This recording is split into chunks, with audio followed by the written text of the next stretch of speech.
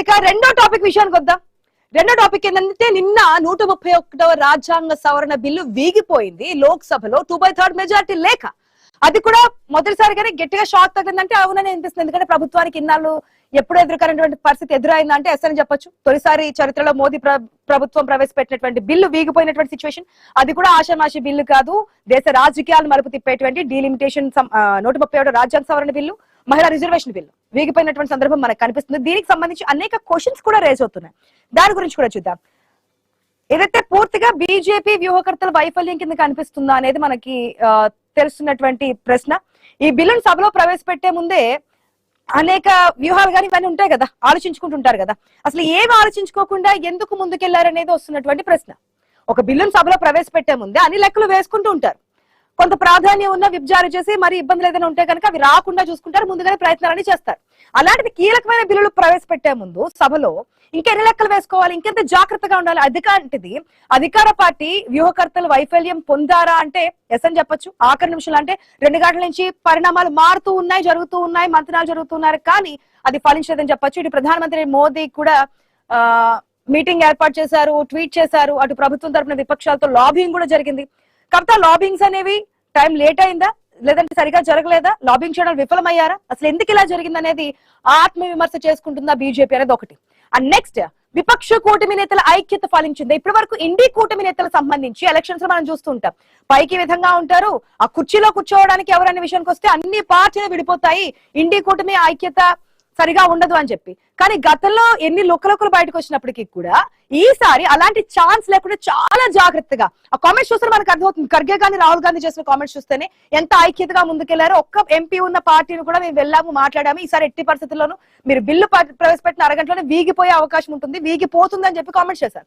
So ఇక్కడ ముఖ్యమైన విషయం ఏంటంటే విపక్షంలోని 4 ప్రధాన పార్టీలు బలంగా ఉన్నాయి కదా, కాంగ్రెస్, సమాజ్వాదీ పార్టీ, అదేవిధంగా తృణమూల్ కాంగ్రెస్, డిఎంకే పార్టీలు. ఈ 4 కూడా ఏకతాటి మీద ఉన్నాయి. వారు ఏదైతే అనుకున్నారు దాని ప్రకారం ముందుకెళ్లారు. సో ఇక్కడ చీలక అనేది ఆస్కారం లేకుండా పోయింది. ఇది ఇండియా కూటమి సాధించినటువంటి గొప్ప విజయమా, ఇన్నాళ్ళు మోదీని కొట్టే సత్తా ప్రతిపక్షానికి ఉందా అనే డౌట్ ఏదైతే ఉందో అది లేదని చెప్పడానికి ఇది ఒక నిదర్శనంగా మారింది. ఇక నెక్స్ట్, ప్రధాని మోదీకి ఎదురు దెబ్బగా చూడాలనే క్వశ్చన్ కూడా వస్తోంది. ఎందుకంటే మహిళా బిల్లును మద్దతు ఇస్తున్నట్లు అన్ని పార్టీలు కూడా ప్రకటించాయి. కానీ అయితే అంటూ కూడా అమిత్ షా మాట్లాడారు కదా, డీలిమిటేషన్ తో లింక్ పెట్టడాన్ని ఇక్కడ వ్యతిరేకిస్తున్నారంటూ కూడా తప్పు పట్టినటువంటి సిచ్యువేషన్. ప్రభుత్వాలు ఎందుకు చేయాల్సి వచ్చింది, అసలు ఎందుకు చేసింది? అన్ని రాజ్యాంగ వ్యవస్థలను తమ గుప్పెట్లోకి తీసుకుంటున్నటువంటి ప్రభుత్వం ఇప్పుడు ఏకంగా ప్రజాస్వామ్య స్ఫూర్తిని దెబ్బ కొడుతుందని చెప్పి విపక్షాలు కూడా విమర్శలు చేస్తున్నాయి. అందులో వాస్తవం ఎంతవరకు ఉందనేది కూడా క్వశ్చన్ గా మారింది. ముఖ్యంగా సౌత్ ఇండియా గొంతు నొక్కేస్తున్నారంటూ కూడా డిఎంకే హంగామా చేసింది. ఆ ప్రతులను కూడా కాల్ చేసింది, చించేసినటువంటి సందర్భాలు మనకు కనిపించాయి. అక్కడ అసెంబ్లీ ఎన్నికలు కూడా జరుగుతున్నంత ఇంకాస్త హీట్ కూడా మనకు కనిపించింది. ఆ పార్టీ నాయకులు బ్లాక్ షర్ట్స్ అంటే నల్ల దుస్తులు ధరించి లోపలికి వచ్చినటువంటి సిచ్యువేషన్. ఇక బిల్లు వీగిపోయిన తర్వాత 2/3 మెజారిటీ లేకుండా పోయిన తర్వాత కూడా బయటకు వచ్చి స్వీట్లు తినిపించుకొని సంబరాలు చేసుకున్నారు. అది ఎంతవరకు అనేది మనం చూసాం.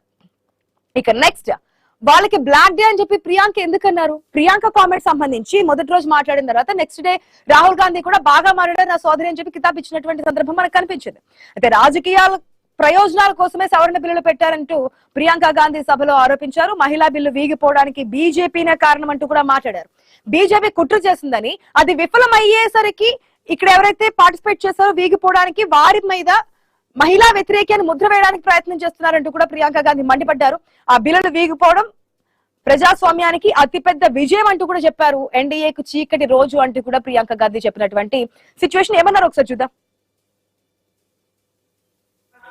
के बारे में बता रहे हैं, कांग्रेस पार्टी ने 1928 में शुरू की ये बात, और कांग्रेस पार्टी की ही ये बात थी जिस वजह से आज आजादी के पहले दिन से महिलाओं को भारत में वोट डालने का मौका मिला और अधिकार मिला।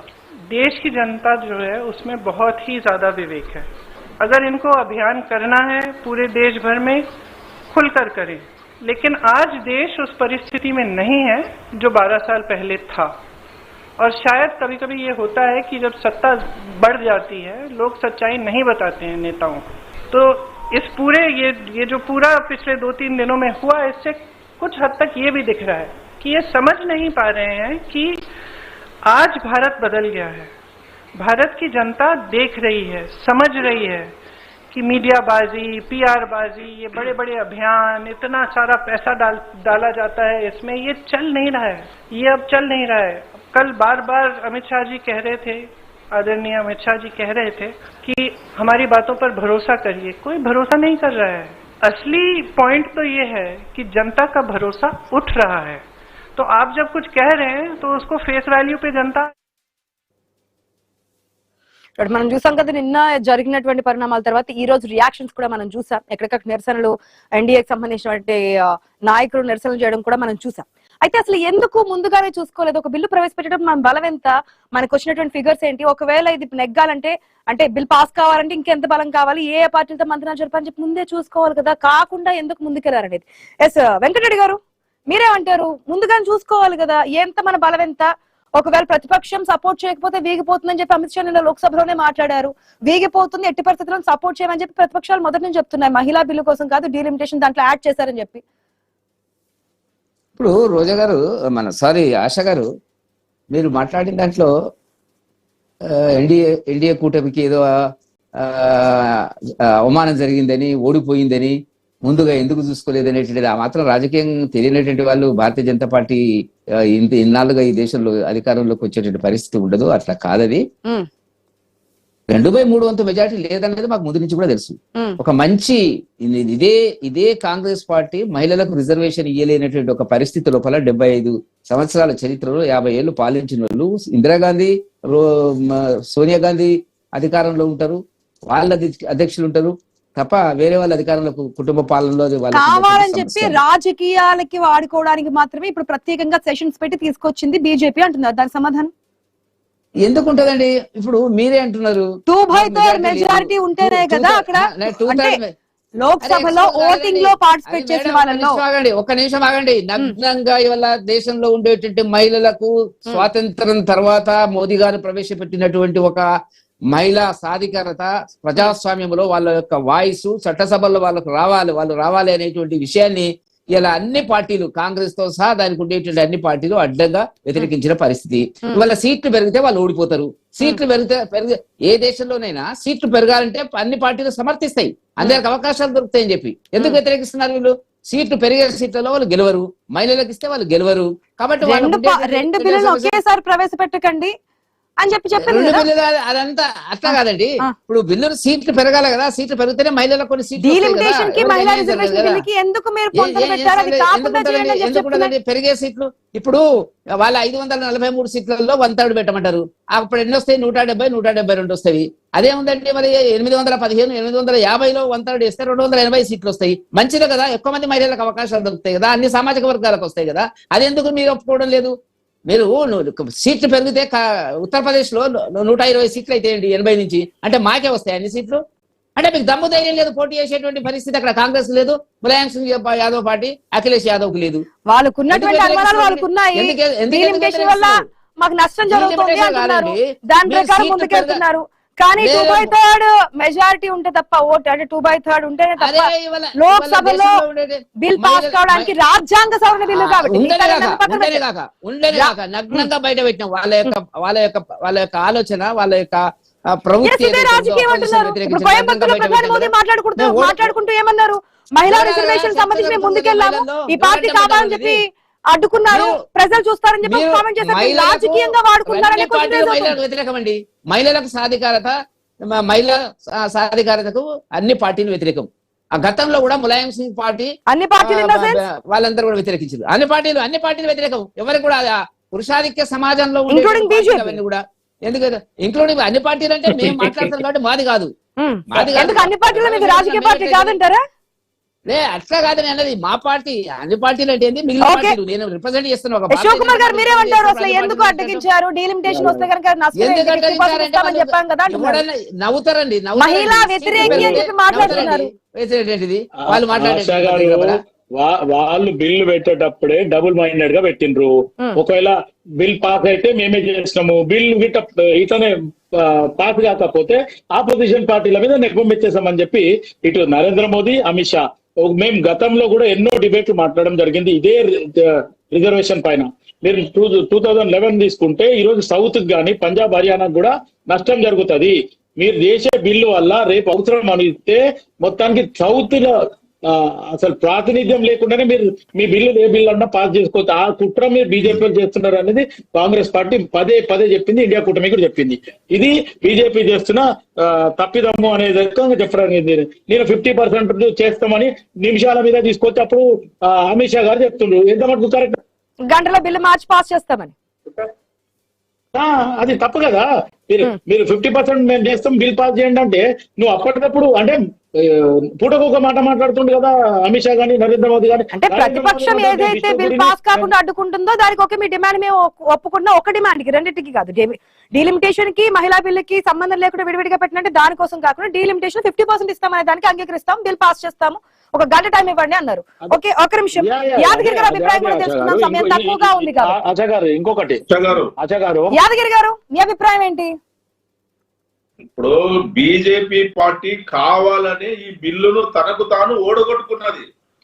బీజేపీ పార్టీకి నిజంగా చిత్తశుద్ధి ఉంటే మహిళలకు 33% రిజర్వేషన్ ఒకవేళ ఇవ్వాలని ఉంటే ఈ రోజు ఉన్నటువంటి పార్లమెంట్ లో ఉన్నటువంటి సంఖ్య 548 సీట్లకు 33% రిజర్వేషన్లు ఇచ్చిన తర్వాత డీలిమిటేషన్ చేసుకోవచ్చు.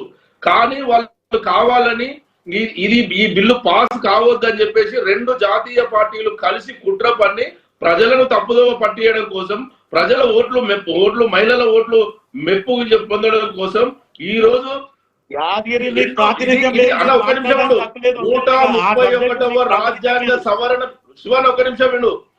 ఈ బిల్లు మహిళా బిల్లు అని కాదు, పార్లమెంట్ లో 131వ రాజ్యాంగ సవరణ బిల్లు ఇది.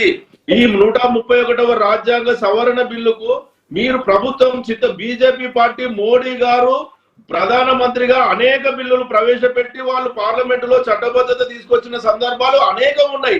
కానీ కేవలం మొదటిసారి మాత్రమే ఈ మహిళా రిజర్వేషన్ బిల్లును కావాలని వాళ్ళు ఓడగొట్టుకున్నారు. దానికి ఒక లింకు పెట్టి, ఎందుకంటే కాబట్టి ఈ రోజు దాన్ని కంబైన్డ్ గా కలుపుకొని కావాలని తనకు తాను ఓడగొట్టుకొని కాంగ్రెస్ పార్టీ మీద ఇండి నింపడం కోసం మహిళా బిల్లుకు నిర్ణయం కోసం మాత్రమే ఈ రోజు బీజేపీ పార్టీ ఒక గేమ్ ప్లాన్ చేసింది. ఇది సరే మహిళలకు ఇప్పుడున్న సంఖ్యాపరంగా పెడితే ఎవరిది ఏమున్నదో తేలిపోతుంది. కూటమి ప్రభుత్వం అని ఈరోజు చంద్రబాబు నాయుడు ఏమో మొత్తానికి మాకు 25 నుంచి 38 వస్తాయంటాడు. వాళ్ళ కృష్ణ ప్రసాద్ అని ఎంపీ మాకు 33 వస్తాయంటాడు. అంటే ఎవరి మాట కరెక్ట్ అనేది ఒక్కసారి వాళ్ళ దగ్గరనే 50% చెప్తా ఉంటే 25 కి 50% అంటే 13 పెరిగితే 38 అవుతాయి. వారి చిన్న ప్రకారం చూస్తే ఇప్పుడు 25 ఉన్న ఏపీకి 38 వస్తాయి అంటాడు ఎవరు? చంద్రబాబు నాయుడు. కానీ వాళ్ళ ఎంపీ కృష్ణ ప్రసాద్ వచ్చి 33 వస్తాయి అంటాడు. అంటే వాళ్ళ దగ్గరనే సఖ్యత లేదు. ఈ రోజు బీజేపీ వర్సత్తు పలుకుతున్న చంద్రబాబు నాయుడు కూడా ఆశ్చర్యపరంగా మాట్లాడుతుండే. అండ్ మోర్ ఎవర్ ఇంకోటి, ఈ తేజస్వి సూర్య ఏదైతే మాట్లాడిండో దాని మీద బీజేపీ ఎంపీలు ఖచ్చితంగా దాన్ని ఖండించలేదు.